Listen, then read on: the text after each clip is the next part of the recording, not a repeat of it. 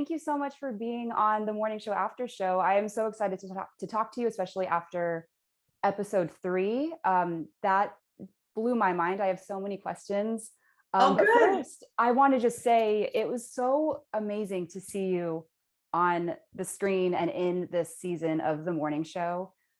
Did you watch the first season at all, or when you were approached to join season 2, what was your immediate reaction to that? So I was already a fan of the show. And we were in the middle of a lockdown and I had been living in upstate New York with my family for 8 months, not sort of thinking I would ever work again, because I think that's how we all sort of felt, us actors. And then, I got this phone call saying they want you on the morning show. And I was like, when the pandemic is over, how does that work? Are we now? And they're like, yeah, you're going to get on a plane and you're going to go to LA.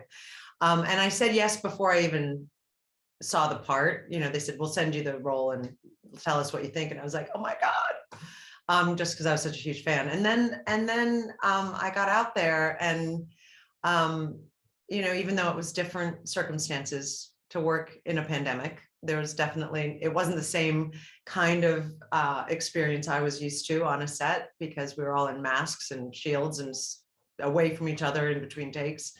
But I was over the moon about it. It felt great to work. It felt amazing to work with such great people. And this role for me, it was a dream job. I really felt like I lucked out.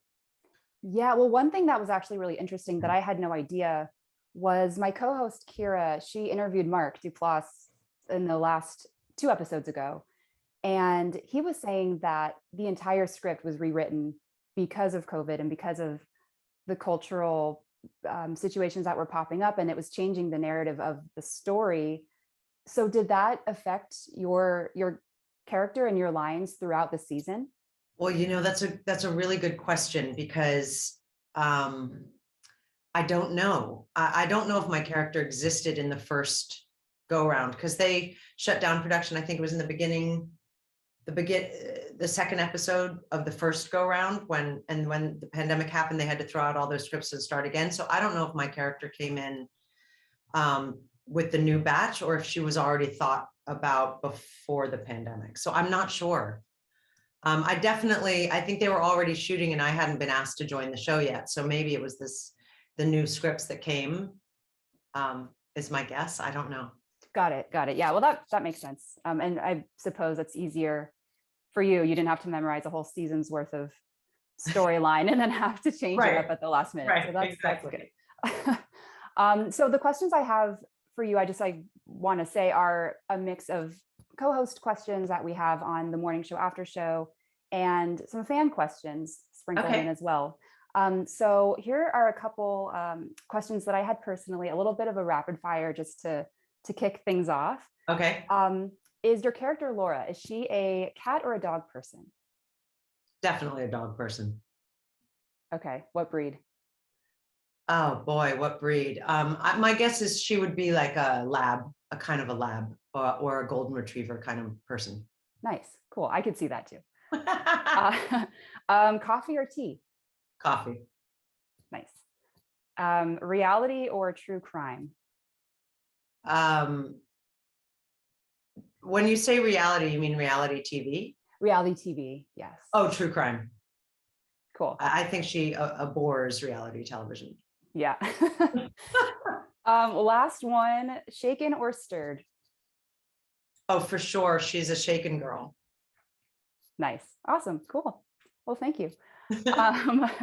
So there are actually, speaking of interviews and rapid fire questions, Laura has an interview scene with Alex in one of the most pivotal moments of the episode.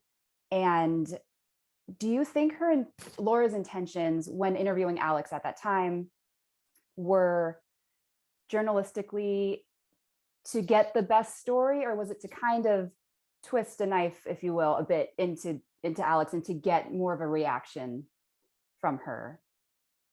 That's a great question. And I actually think that first and foremost, Laura is a journalist and she's very good at her job. But in order to do that, you also need viewership.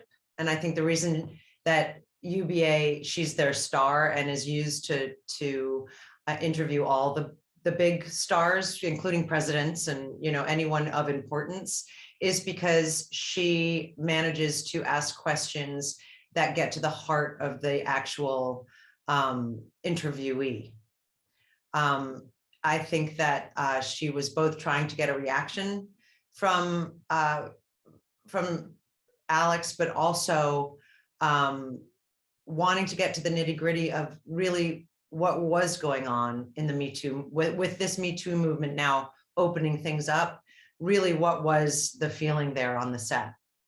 Because she, you know, Laura's sort of that person who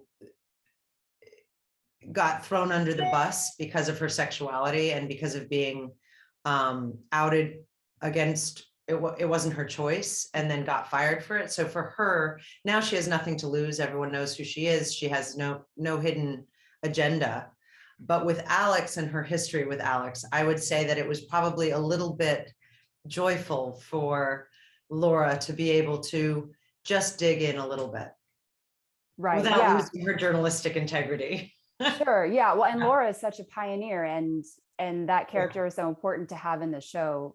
And, you know, kind of taking it back to you as an actor, I'm sure that you've been in situations before that have been maybe kind of uncomfortable questions at times. How do you, if you were Alex, like how would you kind of get out of that? Or do you just completely, if you don't feel comfortable answering a question, and maybe I guess the bigger question to this is, if a woman feels uncomfortable in a situation, what would be maybe your advice to kind of shut things down or redirect? Mine, Julianna, or Laura's? I mean, if you feel comfortable with both, I would love to hear both, but yeah, I mean, whichever. I always, for me personally, when I'm asked a question that isn't comfortable, at least I've learned this over time, I deflect. Mhm. I'll change the subject very subtly so that I'm suddenly talking about something else. I think for Laura, I actually don't think she gets uncomfortable with any question. Yeah, I that's think fair. she says it exactly how it is, you know. Right. Let's see. We have a fan question that talks about The Good Wife a little bit, saying that you're no stranger, obviously, to hit TV shows, most notably in The Good Wife. And what do you think makes the morning show, coming from a show that as notable and like well respected as The Good Wife, what makes the morning show kind of so powerful and unique in its own way? Well, I think anything that dives into the behind the scenes of what, especially something like the morning show, where America especially wakes up, well, most countries do wake up to some sort of morning show. Mm-hmm. So I think that I think it's a juicy subject matter, right? It's what we sort of want to know, what goes on behind the scenes. You know, everyone wants to know that. Who are these people? Are they, especially with morning co-hosts, I think, you know, they're slash journalists slash personalities. So it makes it really intriguing to try and understand, wait, who are you when you greet me in the morning?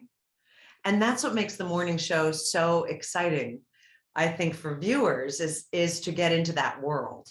And I do, you know, it makes you start to think about all, you know, in my, I can't believe it's been 27 years of television. But all the morning show interviews I've done, you know, it made me then go back and go, oh, wait, what was going on that morning when that one person interviewing me was a little off? Or, you know, it just starts to make you wonder about what it is that makes a morning show work. Right. You know, and so much of that is, of course, the camaraderie and the connection between the morning show hosts. And when there's a bad vibe, you feel it. So I think that just the premise itself is brilliant, because it's immediately the actual morning show that we shoot is inviting all the people who watch morning shows around the world into the behind the scenes. And I think it's fascinating. Yeah, absolutely. And just like a quick aside, I was an intern at Good Day LA in Los Angeles, working the news desk, because that was my first career choice was broadcast journalism. And so this show was so spot on with just the different dynamics behind the scenes, the anchors wanting to do different stories. And it's so real. And Yeah. it could have been a documentary, but it's not. It's, it's scripted, but it's very incredible. So well done to everyone involved on this show. So what kind of reaction from the audience are you hoping that Laura gets throughout the rest of the season? Like, she comes off very strong and very confident and very much a badass in this episode. Can you give the audience a little bit of a hint to whether or not we can kind of crack through that outer exterior as the episodes go on? So the way they wrote the part and the way I see Laura is that Laura walks into this sandstorm of crazy, right? Everyone's hiding something. Everyone has a skeleton in their closet, including, Bradley, who has this past, this family life that she doesn't want people knowing about. Alex, who has her skeletons in her closet with what's going on with Mitch and how she, dealt with all of that.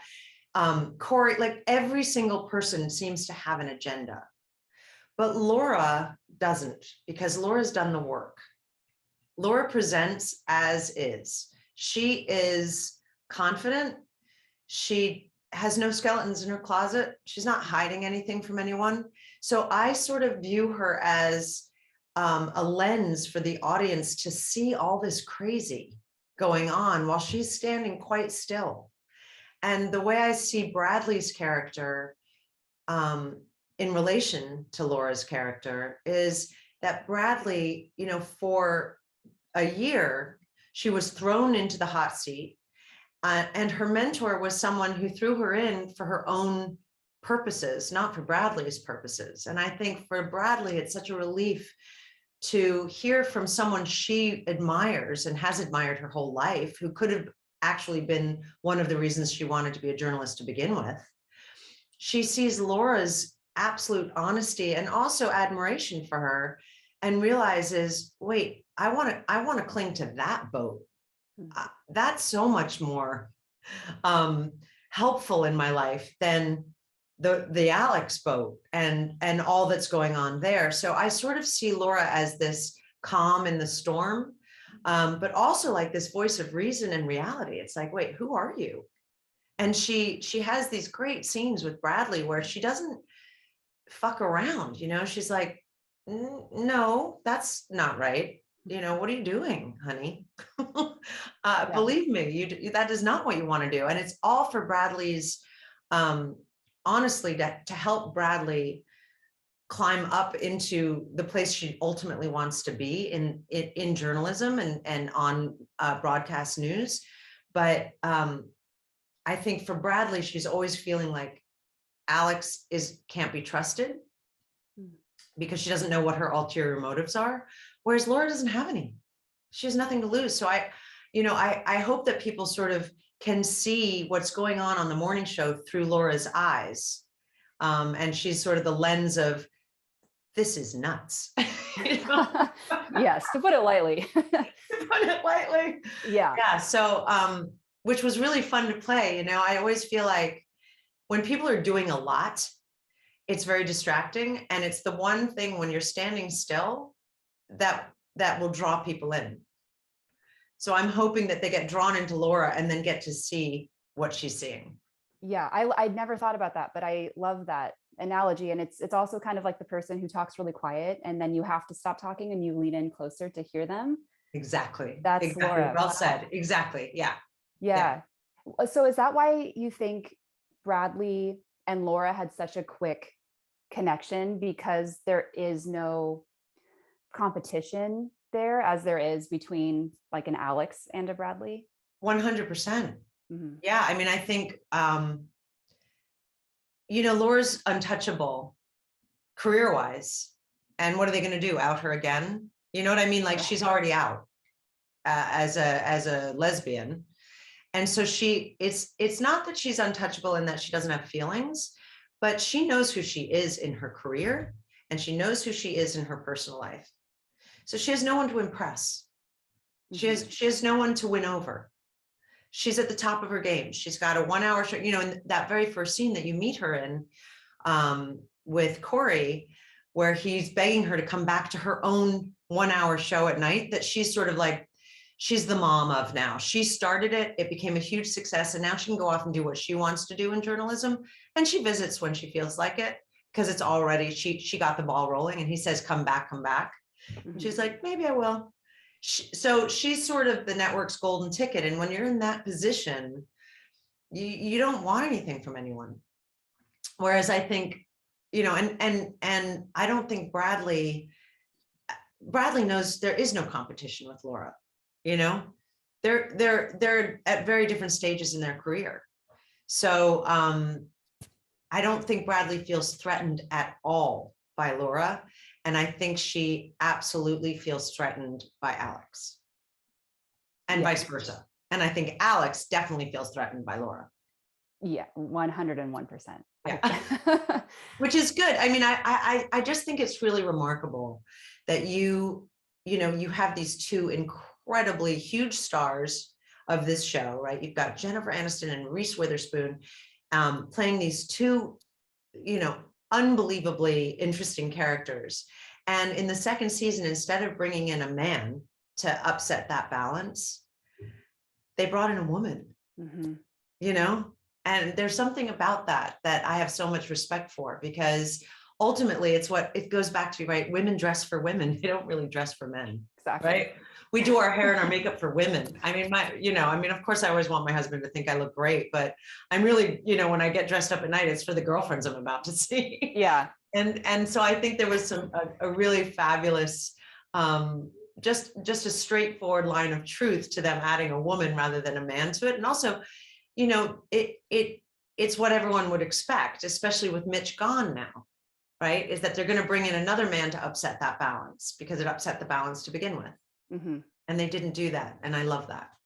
Yeah, same here. Absolutely. I mean, the biggest moment I think in that episode is the kiss at the end.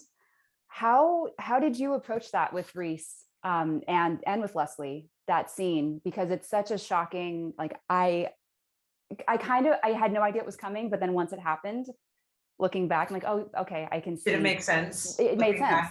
Yeah, totally. So yeah, how did you guys approach that? I have to give all credit to Reese here, because she did something that was really remarkable. And because I was a producer on The Good Wife, I know that the amount of work she's doing, where she has to make sure everything is okay, and when we were rehearsing, you don't get much time to rehearse a scene on television ever. But when we were rehearsing it, she said, hold on a minute. If I was a man and and you're a woman and this scene happened, that would be sexual harassment. Leaning in to kiss someone without their permission. Mm.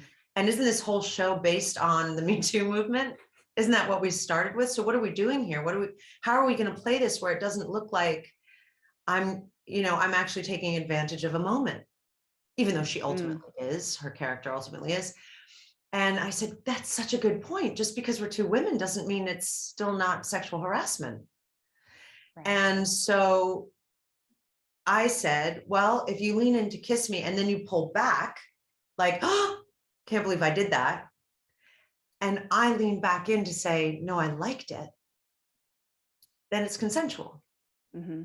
So that's that, and then it was just brilliant of her to even think of that in the moment when you're trying to remember lines and try and act and all of that, to put on the producer hat and say, wait a minute, this has to make sense and it has to be non-aggressive. So, that's, and, working with her is so easy. We never even, it was just, everything was so easy. It was fun. Was this the first time that you worked together? Was this the first time that you had worked together? Yes, it was the first time we worked together. We knew each other a little bit. And I had welcomed her to the world of television when her first big show, Pretty Little Lies. Yes. Yeah. When that was a hit, I saw her at some event. Or Big Little Lies. Big Little Lies. Sorry. Big Little Lies. I get those confused too. Yeah. Yeah. I saw her at some event, and she's always been so warm and gracious, and we hugged hello before COVID. We hugged hello, and I said, congratulations on the success of your show. And she said, I never knew. And I never knew how great television was for women.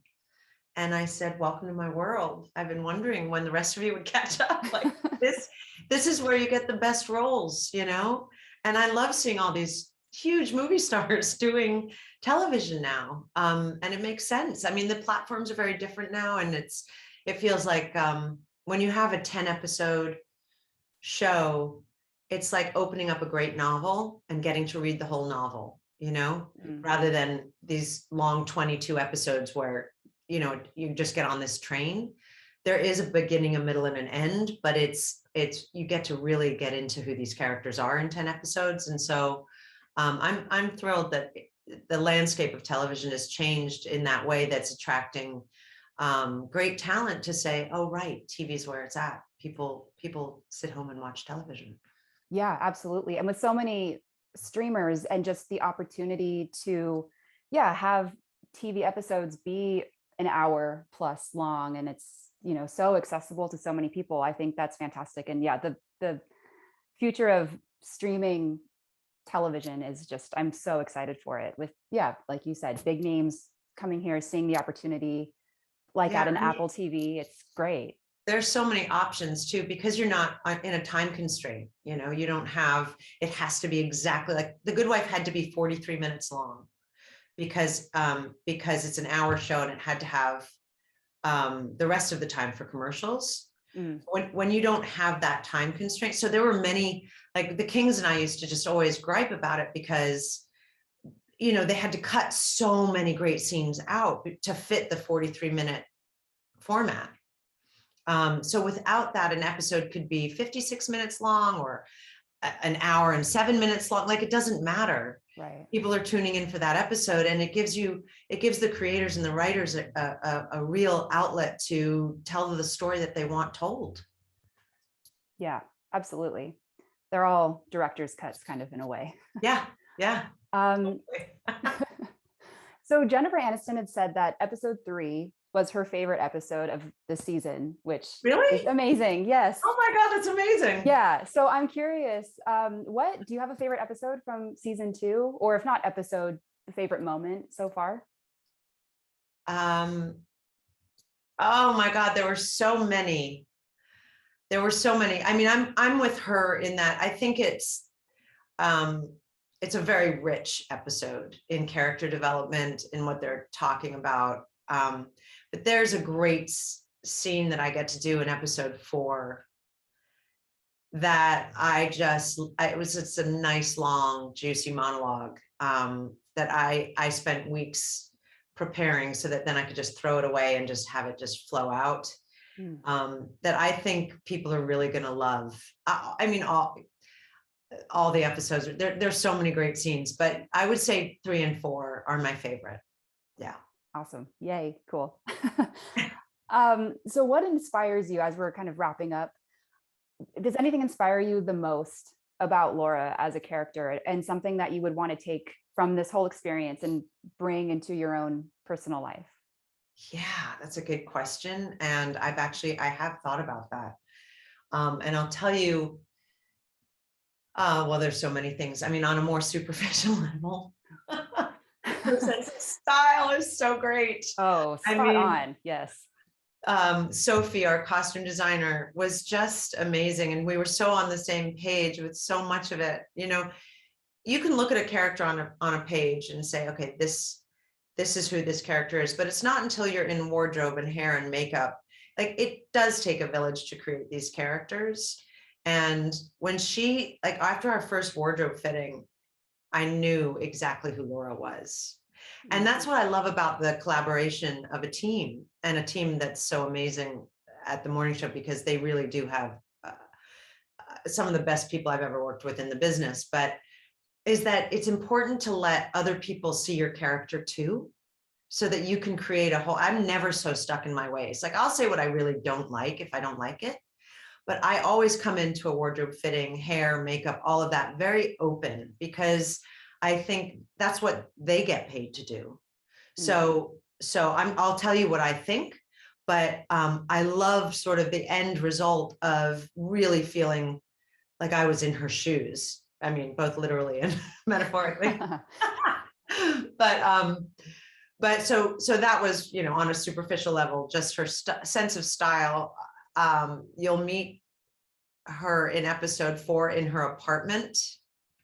Oh my God, it's gorgeous. It is just, we really wanted her to show all the places she had been, and including like her jewelry.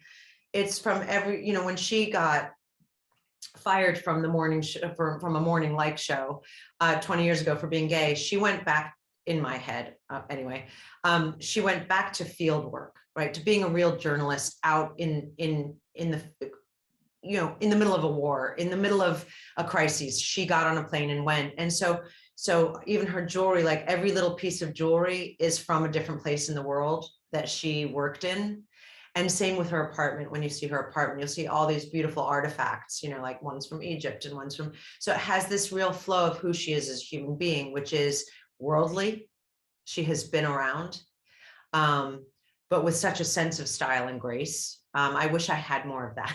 I try, but I don't.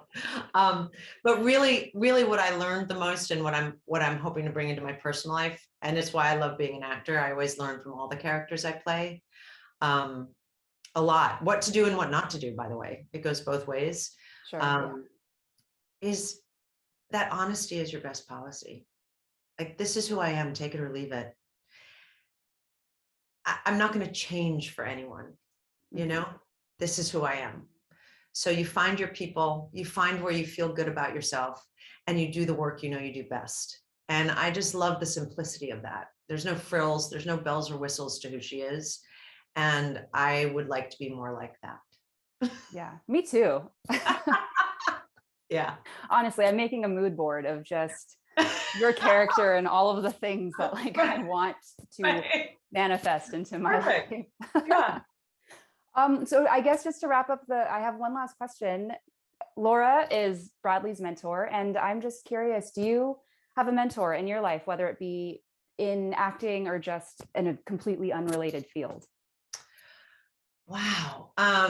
Well, I think when I was much younger and on ER, George Clooney was my mentor, because he really taught me what it means to be a working actor, you know, in a business where everyone matters. It's not just about your acting.